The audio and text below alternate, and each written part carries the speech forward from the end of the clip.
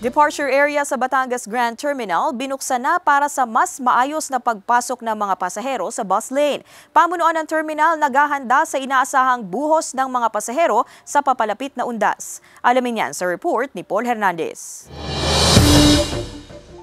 Pagdating ng mga jeep at private vehicle sa Batangas City Grand Terminal, hindi na basta-bastang makakatawid ang mga pasahero papunta sa bus lane. Dito na sa kabubukas lang na departure area dapat lumusot ang mga mananakay. Itinayo ito para maiwasang dumaan kung saan-saan ang mga pasaherong sasakay ng mga bus paluwa sa Maynila, Alabang, Lipas City, Nasugbu at Lucena City sa Quezon. Yung access po nila sa Lubungan po parang hirap, then lalo na po main road.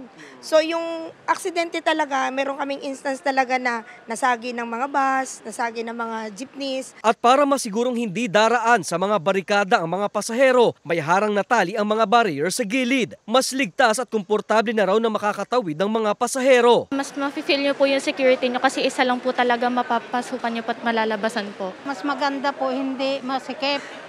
Tapos okay papasok. Sakto ang pagbubukas ng departure area bago pa ang inaasahang dagsa ng mga pasahero sa papalapit na undas. May coordination meeting na raw sila sa mga ahensya ng pamahalaan para tumugon sa kaligtasan ng riding public. Ang everyday po dito nag-i-inspect is the PIDEA.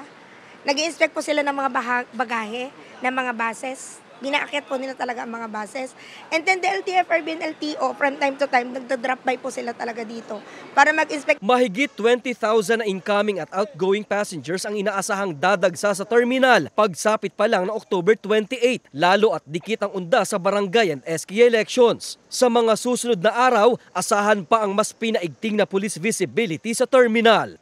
Kasama si Buhay Adante Jr., Paul Hernandez. Balitang Southern Tagalog.